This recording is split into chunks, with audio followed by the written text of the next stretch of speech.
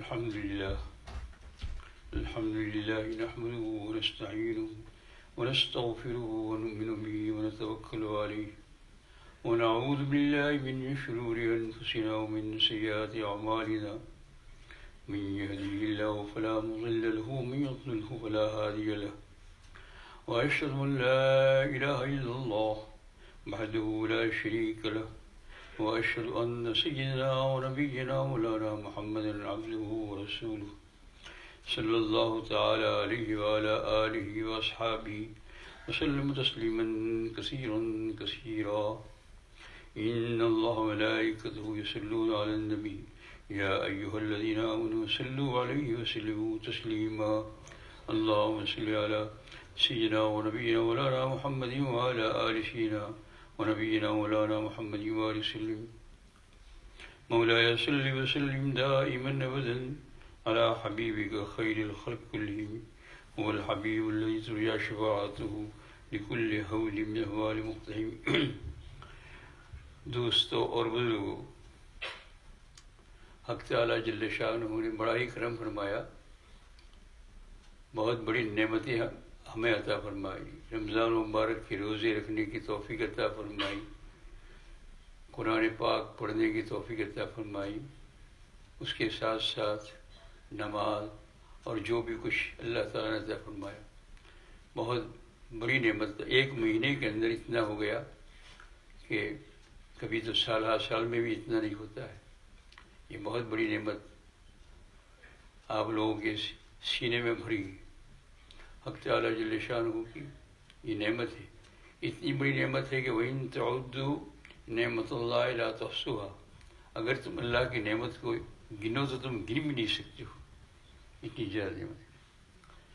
اب جب نعمت ہوتی ہے، انعام ملتا ہے، تو اس پر آدمی کو شکریہ ادا کرنا چاہیے.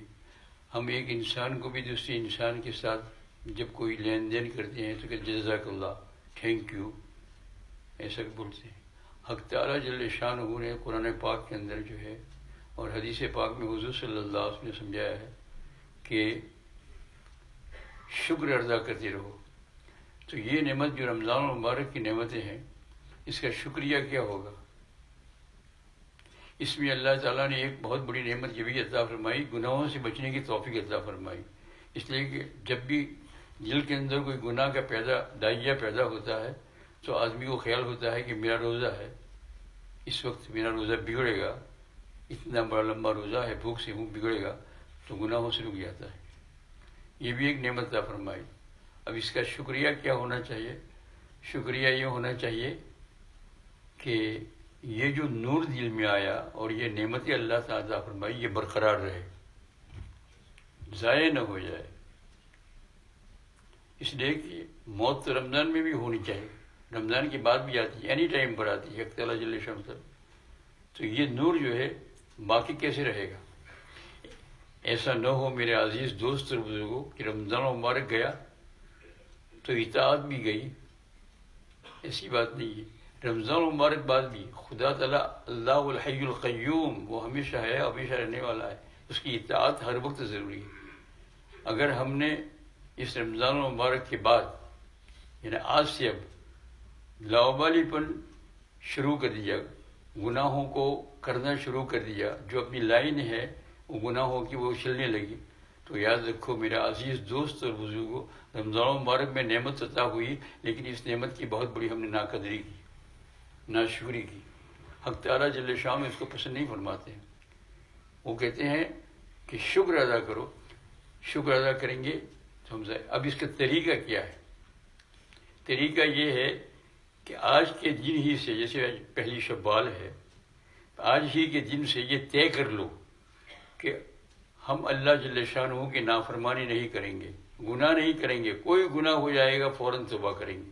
انسانیت ہے، بشر ہے. کوئی گناہ ہو گیا، آنکھ کا گناہ، کان کا گناہ، ناک کا گناہ، دماغ کا گناہ، دل کا گناہ، پاؤں کا گناہ، ہاتھ کا گناہ، یہ اول چیز ہے. پڑھنا بعد میں ہے، یہ اول چیز ہے. جن لوگوں کو رمضان مبارک کے بعد گناہ کے، جو رمضان میں گناہ چھوڑا تھا، رمضان مبارک کے اندر جو ہے گناہ چھوڑنے کی توفیق ہو گئی، تو سمجھو کہ وہ کامیابی سے اللہ جل شانہ کا شکر ادا کرتا رہا. اور اس کا طریقہ یہ ہے کہ بس نہیں کروں. اور دوسری بات یہ ہے جو بات کرنے کی ہے اپنے اوپر لازم کر لو, ایک ٹائم ٹیبل بنا لو. اس کو کہتے ہیں اردو میں نظام الاوقات اور انگلش میں کہتے ہیں ٹائم ٹیبل. اس کو بنا لو کہ مجھے صبح میں یہ پڑھنا ہے, یعنی فرائض کے بعد, فرائض تو ہے ہی ہے, نماز جو فرض ہے, لیکن مجھے صبح میں یہ پڑھنا ہے, شام کو یہ پڑھنا ہے, عصر کے بعد یہ پڑھنا ہے, ظہر کے بعد یہ پڑھنا ہے. آپ کہیں گے ہم پڑھتے ہی رہیں گے, پھر تجارت کب کریں گے, کمائیں گے کب؟ مولانا صاحب آپ تو ممبر پر بیٹھے ہوئے ہیں, آپ کو تجارت نہیں کرنا ہے, ہم تجارت کب کریں گے اگر یہی ہم کرتے رہیں؟ تو میرے عزیز دوست اور بزرگوں, اللہ جل شانہ کا خوف رکھو دل میں. اللہ نے قرآن پاک میں کہا ہے رجال لا تلہیہم تجارت ولا بیع عن ذکر اللہ وإقام الصلاة وإیتاء الزکاة یخافون یوما تتقلب فیہ القلوب والابصار. فرمایا یہ صحابہ کرام کی شان میں اول آیت نازل ہوئی, پھر آخر میں جو بھی اس طریقے سے چلے گا ان کی شان میں آیت ہوئی. حضرت صحابہ کہتے ہیں ایسے لوگ ہیں رجال, یعنی حضور صلی اللہ علیہ وسلم, لا تلہیہم, ان کو غافل نہیں کرتی ہے, تجارت ولا بیع, تجارت میں بیپار بھی ہے اور لین دین بھی. وہ بیپار پورا کرتے تھے, ہم سے زیادہ بھی کرتے تھے, ہے نا. یہ ہمارے پاس تو کیا ہے, ہمارے پاس تو کچھ نہیں ہے, ان کے پاس جو تھا اللہ بیپار میں جو کچھ اللہ نے ان کو دیا. حضرت عثمان غنی رضی اللہ تعالیٰ خزانے کو یاد کرو تو سب بھول جاؤ گے اپنا, ہے نا. یہ دو چار کاریں ہیں وہ بھی بھول جاؤ گے. صحابہ رضی اللہ تعالیٰ کیا جب سکے چلتے تھے نقد تو اتنا ہوتا تھا کہ چھت تک لگ جاتے تھے پیسے. ایک صحابی رضی اللہ تعالیٰ عنہ رات کو عشاء کی نماز پڑھ کر اپنے معمولات کو پورے کر کے بستر پر لیٹے, بیوی ساتھ لیٹی ہوئی تھی, تو ادھر پھر رہے ہیں ادھر پھر رہے ہیں, یوں منہ کر رہے ہیں یوں کر رہے ہیں. بیوی نے محسوس کیا کہ کچھ ہے گڑبڑ, طبیعت برابر نہیں ہے. تو پوچھا آپ کو کیا نیند نہیں آ رہی ہے؟ کتنی دیر سے آپ کبھی ادھر پھر رہے ہیں کبھی ادھر پھر رہے ہیں, کوئی پریشان سے نظر آتے ہیں, کوئی درد ہے, کہیں کوئی خیال جا رہا ہے, کچھ بات ہے کہ آپ کو نیند نہیں آ رہی؟ تو انہوں نے کہا بے شک جو تم نے کہا وہی ٹھیک ہے, مجھے نیند نہیں آ رہی. کہا کیوں؟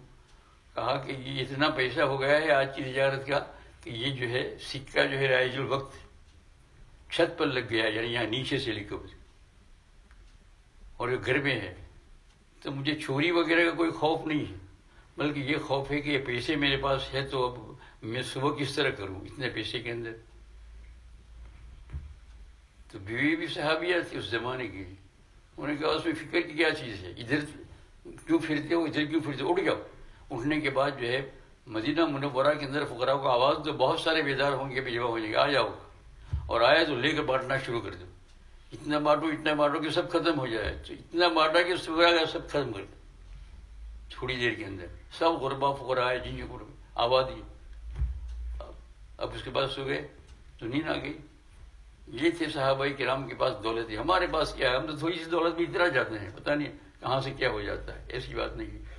تو ان کے متعلق حق تعالیٰ جل شانہ نے قرآن پاک میں فرمایا لا تلہیہم, ان کو غافل نہیں کرتی ہے تجارت بیپار بھی, ولا بیع, لین دین بھی, عن ذکر اللہ, اللہ کے ذکر سے, وہ اقام الصلاۃ, نماز کے قائم کرنے سے, وہ ایتاء الزکاۃ, اور زکوٰۃ کے دینے سے, کوئی چیز ان کو جو ہے غافل نہیں کرتی ہے. تو آپ یہ کیسے کہہ سکتے ہیں, ہم یہ کیسے کہہ سکتے ہیں کہ آپ یہ کہو کہ عصر بعد یہ پڑھو, ظہر بعد یہ پڑھو, اور پھر جو ہے مغرب بعد یہ پڑھو اور یوں پڑھو. یہ پڑھنا جو ہے یہ اللہ جل شانہ کے ساتھ تعلق رکھے گا. اگر آپ نے جیسے یہ کہ نماز پڑھ لی, بے شک نماز بہت بڑی چیز ہے, لیکن وہی جس کے اندر نہ دھیان ہے, غفلت ہے, اللہ کی طرف دھیان نہیں ہے, نہ سجدے میں دھیان ہے, نہ رکوع میں دھیان ہے, نہ قیام میں دھیان ہے, نہ سجدے میں دھیان ہے, نہ سلام میں دھیان ہے, اور سلام پھرایا تو اس کے بعد اٹھ کر فوراً چلے گئے.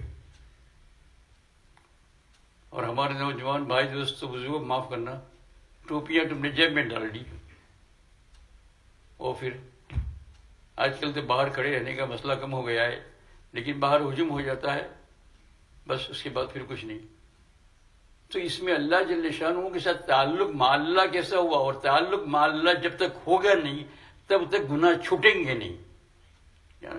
آپ سمجھے؟ ہاں، یہ رسمی چیز سے جو ہے گناہ چھوٹیں گے. پھر وہی آپ نے یہاں نماز پڑھی، وہاں جا کر کسی لڑکی پر نظر کی، یہ سارا کا سارا ختم ہو گیا. اور لڑکیوں کا بھی حال یہی ہے کہ گھر میں جو ہے نماز پڑھی، باہر کوئی نوجوان ملا، اپنی آنکھ بگاڑ دی، اپنا کان بگاڑ دیا.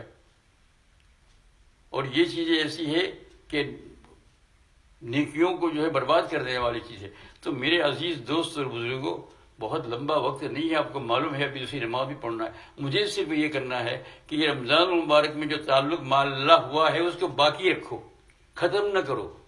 آج کے ہی دن سے اگر ختم کر دو، کچھ خوشی ہے، خوشی تو ہے، عید کا نام ہے ہی خوشی، لیکن جائز خوشی ہے، ناجائز خوشی نہیں. اسلام کے اندر ناجائز خوشی کا تصور ہے ہی نہیں. تو پھر خود بخود آپ کے ذہن میں بات آئے گی کیا کرنا چاہیے کیا نہیں. اللہ جل شانہ کے ساتھ تعلق مع اللہ ہو، اور یہ خداوند قدوس کو دھیان کے ساتھ ادا کرو. فجر کی نماز آپ نے پڑھی تو نماز پڑھنے کے بعد کچھ نہ کچھ اپنے اوپر لازم کر لیں. میں نے کہا نظام اوقات بنا لو کہ مجھے فجر کے بعد یہ پڑھنا ہے. جو حضرات بیعت وغیرہ ہوئے ہیں ان کو تو معلوم ہے، وہ بھی تھوڑے دن کر کے چھوڑ دیتے ہیں. غلط بات ہے یہ.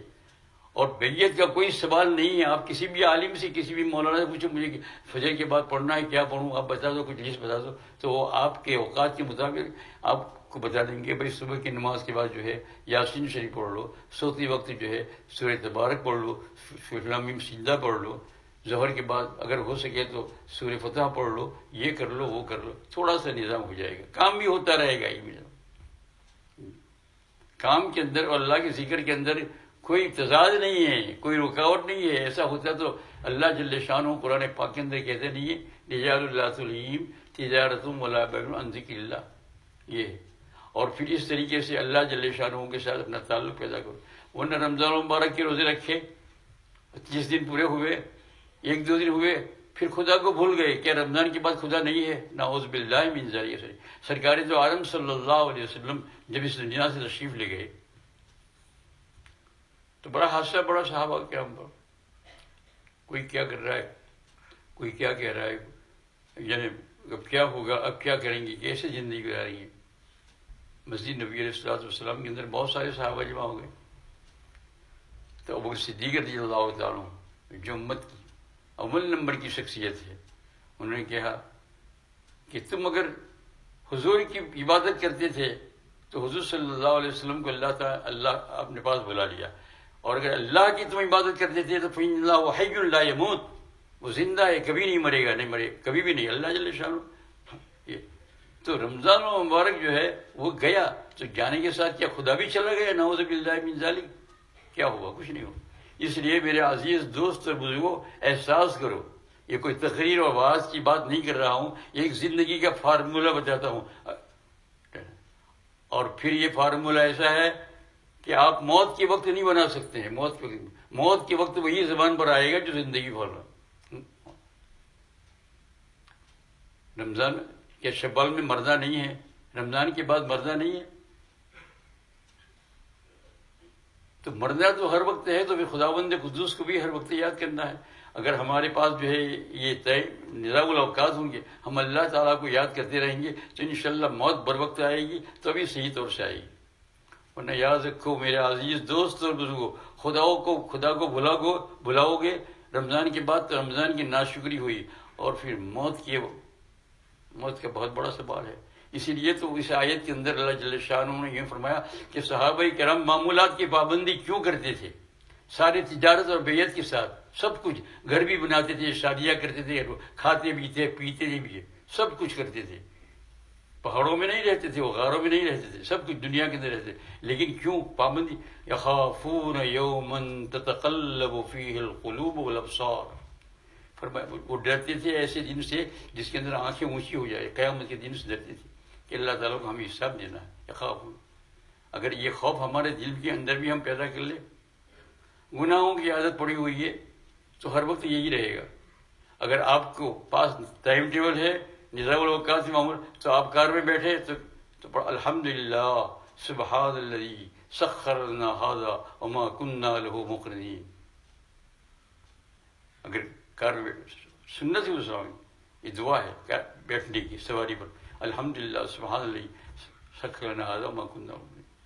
اور آپ کے پاس کچھ معمولات ہے تو اگر آپ ڈرائیور نہیں ہے تو آپ اپنے کتاب میں دیکھ کر بھی پڑھ سکتے ہیں کہ اللہ میں اپن سورے میں یہ صورتیں پڑھ لوں، میری یہ باقی ہے وہ باقی ہو پڑھ لوں. اور اگر ڈرائیور ہے تو بھی انشاءاللہ کوئی حرج نہیں ہے، وہ بھی چلتے چلاتی کیا تو تسبیحات پڑھ لو. ایسے وقت خدا بچائے اگر کبھی کار ٹکرائی اور ایکسیڈنٹ ہو گیا، جس وقت کلمہ پڑھنے کا موقع بھی نہیں ہے، یہ پہلے سے ہی پڑھتا تھا، کہاں جائے گا؟ جنت میں جائے گا. خدا بند قدوس کو یاد کرے. اور اگر نظام الاوقات نہیں ہے، صبح میں کچھ پڑھنا نہیں ہے، شام کو اللہ کو یاد کرنا نہیں ہے، کچھ نہیں ہے، تو پھر کیا ہو جائے گا؟ پھر کار میں بیٹھے نظر ادھر نظر ادھر، گناہوں کی طرف آنکھ بگڑا ہے، کان بھی بگڑا ہے، غیبتیں ہو رہی ہے ایک دوسرے کی خوب، دماغ بگڑ رہا ہے، تکبر کر رہا ہے.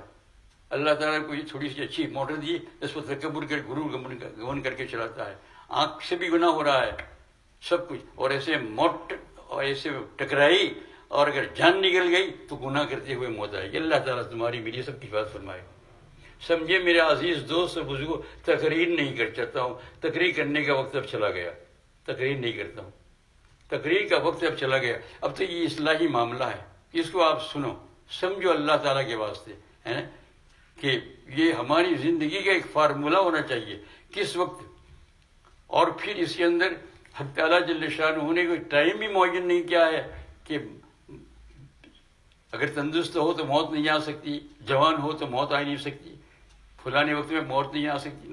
اینی ٹائم پر چاہے کتنا ہی بعض اوقات دیکھا آدمی بیٹھا ہوا مر گیا اور بات کرتے لوگ بالکل کبھی بیمار نہیں ہوا، کسی وقت اٹیک نہیں ہوا، کوئی بیماری نہیں.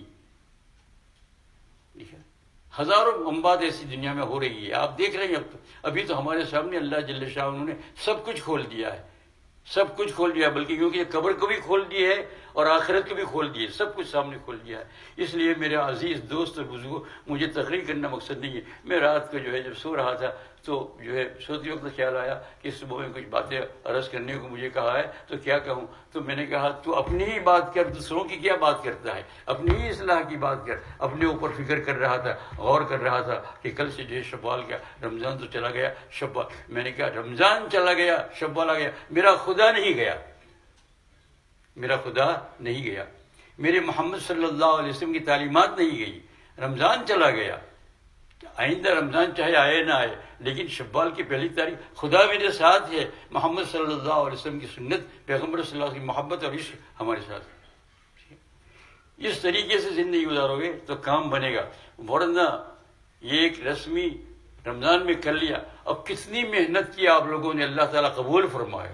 ہم کتنی 21 گھنٹے کا روزہ، 20 گھنٹے کا روزہ، 18 گھنٹے کا روزہ. بعض اوقات ایسا ہوتا ہے کہ ہم جو ہے چکر آ کے گر جاتے ہیں. کمزور لوگوں کو ایسا ہوتا ہے، جوان کو ایسا ہوتا نہیں ہے نا، کہ ایسا گر جائے جب مغرب کا وقت روزہ. ابھی 2-4 دن سے ٹائم بڑھا تو کہا اب 9 بجے تک روزہ ہو گیا. ہر تصور دل میں ہوتا ہے، لیکن حق تعالیٰ جل شانہ نے توفیق عطا فرما کر وہ کام کرایا. تو اتنی بڑی محنت کی، اس کو آپ تھوڑی دیر کے اندر ضائع کر دو گے، ختم کر دو گے. اب کچھ اللہ رہا ہی نہیں، کچھ نہیں. مجھے شوال آیا تو کچھ رہا ہی نہیں، شریعت نہیں، کچھ نہیں. ایسا نہیں میرے عزیز دوست اور بزرگوں. یہ میں جو ہے بہت غمناک لہجے میں آپ سے کہتا ہوں، جو اپنے آپ کو کہتا ہوں. میں یہی رات کو تصور کر رہا تھا تو میں نے کہا اپنی اصلاح کی جو بات کر رہا ہوں وہی بات جو ہے بھائیوں سے بھی کر دو کہ تم بھی اسی طریقے سے آ جاؤ، ہے نا. یہ ورنہ تقریر لمبی چوڑی تو گھنٹوں کی بات آپ نے سنی ہوگی، آگے مجھ سے ہی سنی ہوگی، مجھ نالائق سے ہی سنی آپ نے، گھنٹوں کی 2-3 گھنٹے کے لیے. لیکن میرے عزیز دوست اور بزرگوں، ان 2-3 گھنٹوں کے بعد آخر میں شرکل اس نتیجے پر پہنچا کہ اس سے کام نہیں بنے گا. کام اس سے بنے گا کہ آدمی حقیقت کے اعتبار سے اللہ جل شانہ کے راستے پر چل پڑے تو کام بنے گا، ورنہ کام نہیں بنے گا. اس لیے میرے عزیز دوست اور بزرگوں، شروع یہ اپنے آپ کو لگانا ہے. اور اس میں یہ بھی نہیں ہے کہ تم معصوم بن جاؤ، کوئی گناہ نہ کرو. نہیں، اللہ جل شانہ نے راستہ بتایا ہے کہ میرے بندے اگر گناہ ہو گیا تو میں نے کتنی آیتیں قرآن پاک میں تمہاری رحمت کی رکھی ہے، تم توبہ ادھر گناہ ہوا ادھر توبہ، ادھر گناہ ہوا ادھر توبہ، ادھر گناہ ہوا توبہ کر لو. یعنی لگے رہو اللہ کے ساتھ، اپنا دامن لگے رہو، تکبر نہ آئے. اب یہ دینداروں کی بات ہے، جو زیادہ دیندار لوگ ہیں، جو زیادہ پڑھتے ہیں، 15 پارے پڑھتے ہیں، 10 پارے پڑھتے ہیں دن بھر کے اندر، وہ بھی غافل نہ رہنا. یہ 10 پارے اور 15 پارے تمہیں جو ہے غفلت میں نہ ڈال دے. کیوں کہ تم نے یہ سمجھا کہ رمضان المبارک کے اندر ہم نے 15 پارے پڑھے. دیکھو روزانہ قرآن پاک کی تلاوت کرنا، ایک ایک پارہ 2 پارہ، یہ اچھا ہے بنسبت اس کے کہ رمضان میں 15 پارے پڑھ لیے اور پھر اس کے بعد فنش ایسا بند کر دیا قرآن پاک. نور ختم ہو رہا ہے. اور اگر 15 پارے پڑھتا ہے اور پھر اس کے بعد جو ہے روزانہ ہی پڑھتا رہتا ہے، تو میں اس غفلت کو کرنا چاہتا ہوں جو اپنے لیے ہے، تو تمہارے لیے بھی ہو جائے گی. غرور نہ آئے، تکبر نہ آئے، حسد غرور نہ آئے کہ میں اتنا بڑا کام کر دیا رمضان میں نے اتنا بڑا کام کر دیا. ہاں آتا ہے شیطان پاس میں کہ بھائی تو نے کمال کر دیا، تو نے کمال کر دیا. تو دیکھو اس کی اصلاح کراؤ، کسی کے پاس جا کر پوچھو جانے کہ میرے اندر یہ ہے. ایک ہے حکیم الامت اور ایک ہے حکیم الاسلام، زمانے کے مشہور بزرگ لوگ. حکیم الاسلام شاگرد ہے، مرید ہے، اور حکیم الامت استاد ہے اور پیر ہے. حکیم الامت سے مراد تھانوی رحمۃ اللہ علیہ ہے، اور حکیم الاسلام سے قاری نجف صاحب رحمۃ اللہ علیہ. یہ قاری نجف صاحب رحمۃ اللہ علیہ میرے استاد ہوتے ہیں. میں نے ان کو دیکھا، ان کے سامنے بیٹھ کر میں پڑھاؤں. تھانوی رحمۃ اللہ علیہ کی زیارت مجھ سے ہوئی نہیں، دیوبند جانے سے پہلے ہی کچھ. یہ قاری نجف صاحب رحمۃ اللہ علیہ خلیفہ ہے، حکیم الامت نے خلافت دی. خلافت دینے کے بعد فوراً ان کو دارالعلوم دیوبند کا محترم بنایا. اور دارالعلوم دیوبند کا محترم اتنا اونچا اس زمانے کے اندر عہدہ تھا بس. تو انہوں نے 5-6 مہینے اہتمام پر لگایا. یوں تو 50 سال تک کے، لیکن جو لگایا شروع کا تو بہت خوبصورت تھی. کپڑے بھی اچھے پہنتے تھے اور بڑے لطیف المزاج تھے. ان کو خیال آیا کہ میں محترم بناؤں، میری لوگ اتنی عزت کرتے ہیں، میرے اندر غرور و فخر آ گیا. کیا کروں میں؟ غرور اور فخر آ گیا. اور آیا ہے یا نہیں ہے تو اپنے شیخ کے پاس جا کر پوچھو. تو فوراً دوڑے تھانہ بھون حضرت تھانوی رحمۃ اللہ حکیم الاسلام کے، حکیم الامت کے پاس، اور جا کر درس بیٹھے. چونکہ ان کی شاگرد ہے، ان کی مرید ہے، اور اپنی بات بیان کی کہ میرے دل میں یہ خیال آ رہا ہے. تو فرمایا تم فوراً محترم کا عہدہ چھوڑ دو، چھٹی لے لو، رخصت لے لو، بعد میں دیکھا جائے گا. فوراً تو وہیں سے لکھوایا کہ میں اس وقت چھٹی لیتا ہوں اور یہاں رہو میرے پاس خانقاہ کے اندر. اور تمہارا کام یہ ہے کہ جب نماز کے وقت آئے تو جلدی سے وضو کر کے سنت پڑھنا ہو پڑھ لو، اور پھر جہاں لوگ جوتے نکالتے وہاں بیٹھ جاؤ. جو لوگ جوتے نکالے ان کے جوتے سیدھے کرو، سیدھے کرو. اب بہت بھاری کام ہے. دارالعلوم دیوبند کا محترم اور اتنا عالم زبردست، اور ان کا شیخ ان کو کہتا ہے جوتے سیدھے کرو. لیکن شیخ کا حکم ہے اور علاج ہی کے لیے آئے تھے تو کرنا شروع کیا. ایک دن حضرت تھانوی رحمۃ اللہ نے چھپے طور سے، یہ اپنے مرید کے ساتھ سب کرنا چاہیے ہے ان کی اصلاح کے لیے، دیکھا کہ دیکھو جوتے، تو دیکھیے کہ جو اچھے جوتے ہوتے ہیں ان کو تو برابر کرتے ہیں، اور جو کچھ میلے گندے ہوتے ہیں اسے ایسا ہی صحیح کر دیا. تو حضرت تھانوی رحمۃ اللہ علیہ نے سوچا کہ ابھی باقی ہے گھمنڈ، ابھی غرور باقی ہے. بلا کر کہا کہ پہلے جو گندے جوتے ہیں ان کو سیدھے کرو، پھر بعد میں اچھے جوتے کو. ایسا کرایا.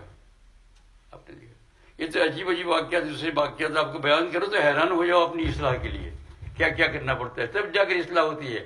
آج تو آگے بات ہوئی. ہاں 2-4 وظیفے پڑھ لیے اور خلافت کا انتظار. 2-4 وظیفے پڑھنے کا کیا ہوگا؟ کچھ نہیں ہوگا. کیسے ہوگی؟ 2-4 وظیفے پڑھ لیے اور خلافت کا انتظار کرتے. اب یہ تھانوی رحمۃ اللہ قاری نجف صاحب رحمۃ ایسا سب کیا، کرنے کے جب ٹھیک ہو گیا تو حضرت تھانوی رحمۃ اللہ گلے لگایا کہ میرے بیٹے اب تمہارے اندر سے یہ غرور نکلا، مجھے یقین ہے. اب جاؤ اور دارالعلوم دیوبند کا اہتمام کرو. اس کے بعد 50 سال تک جو ہے دارالعلوم دیوبند کی محترم رہے، اور دل کے اندر غرور نہیں تھا، تکبر نہیں تھا. میں نے خود دیکھے ہیں ان کو، میں ان کے سامنے بیٹھ کے پڑھا ہوں، میں ان کے پیچھے چلا ہوں، جب وہ گھر جاتے تھے تو میں بھی ان کے پیچھے ہوتا تھا، میں ان کے پاس کتاب موطا پڑھی، موطا امام محمد اور موطا امام مالک میری سند کے اندر لکھا ہوا ہے۔ وہ لوگ جب یاد آتے ہیں تو مجھے ایسا لگتا ہے کہ ہم لوگوں کی نیکیت تو کچھ بھی نہیں ہے، دھڑاڑا ہے ان کے سامنے۔ اور جب یہ خیال آتا ہے تو رات کو جو ہے کبھی کبھی جو ہے نیند اڑ جاتی ہے، تو بہت دیر تک میرے بھائیوں دوستوں کو نیند بھی نہیں آتی ہے کہ خدا بند قدوس کو کیا جواب دیں گے۔ اس لیے میرے عزیز دوست اور بزرگوں، میں نے پہلے ہی آپ کو کہہ دیا، میں تقریر نہیں کر رہا ہوں، میں جو بوجھ رات کو میرے دل پر پڑا میں نے اسی کو نکالا اپنے لیے، آپ کے لیے نہیں پڑا، میرے لیے، اپنی اصلاح کے لیے۔ اس لیے دیکھو رمضان گیا، اب کتنا رمضان آنے والا ہے وہ تو خدا ہی جانتا ہے، لیکن خدا نہیں گیا، وہ تو حی اور قیوم ہی، اسی صفت اللہ لا الہ الا هو الحی القیوم، ہمیشہ سے ہے، ہمیشہ رہے گا۔ وہ تو آج بھی ہے، کل 30ویں رمضان تھی تو اس وقت بھی خدا، وہی خدا آج پہلی شوال کو بھی ہے، وہی خدا گئے نہیں، اور وہی نیکیاں آج بھی لے سکتے ہو۔ حق تعالیٰ جل شانہ تمہیں مجھے جو ہے توفیق عطا فرمائے۔ میرے بھائیوں دوستوں بزرگوں، اپنا بنا لے اللہ جل شانہ، موت سے پہلے پہلے اتنا اللہ تعالیٰ ہم کو بنا لے کہ ہمارا خاتمہ بالخیر ہو جائے۔ آخر میں خاتمہ بالخیر کا سوال ہے، اسی لیے یہ سارے پاپڑ بھی اللہ پڑھتے ہیں، توفنا مسلموں والحقنا بالصالحین۔ یہ اللہ اسلام کی حالت میں موت دینا، اسلام کے زمانہ بڑا کٹھن ہے، سن لو سمجھ لو، بڑا کٹھن ہے۔ شیطان ایک منٹ میں ایمان لے کر ضائع کر دیتا ہے، بڑا کٹھن زمانہ ہے میرے عزیز، خاص کر کے میرے نوجوان دوستوں بزرگوں سے بھی بڑا کٹھن ہے، خاص کر کے جن لوگوں نے جو ہے بہت بڑے اعلیٰ درجے کے اولیاء کرام کو دیکھا نہیں ہے، اور وہ تو اب تو باقی ان کے چہرے ایسے تھے کہ ان کے چہرے سے بھی ایمان ملتا تھا، چہرے دکھنے سے بھی۔ ذرا سی دیر کے اندر شیطان ادھر سے آیا، اور شیطان ایک نہیں ہے، شیطان کے ہزاروں چلے ہیں۔ قرآن پاک پڑھنے بیٹھے تھے، اس آیت پر یہ وسوسہ، کوئی حدیث پاک پہ قصہ بیان ہوا اس پر یہ وسوسہ، کوئی حدیث پاک پڑھی اس پر یہ وسوسہ۔ دیکھو میرے عزیز دوست اور بزرگوں، سن لو سمجھ لو، میرے پاس کہنے کے لیے الفاظ نہیں ہیں۔ اگر آپ لوگ اپنا نظام الاوقات اللہ کے ساتھ رشتہ باقی رکھنے کے لیے قائم رکھو گے تو بڑا مشکل ہو جائے گی۔ حق تعالیٰ جل شانہ ویسے بہت ارحم الراحمین ہے، رحمت کا مہینہ دیا ہے، انشاءاللہ اس میں بھی کوشش کروں گا۔ سبحان اللہ وبحمدہ، سبحانک اللہم وبحمدک، اشہد ان لا الہ الا انت۔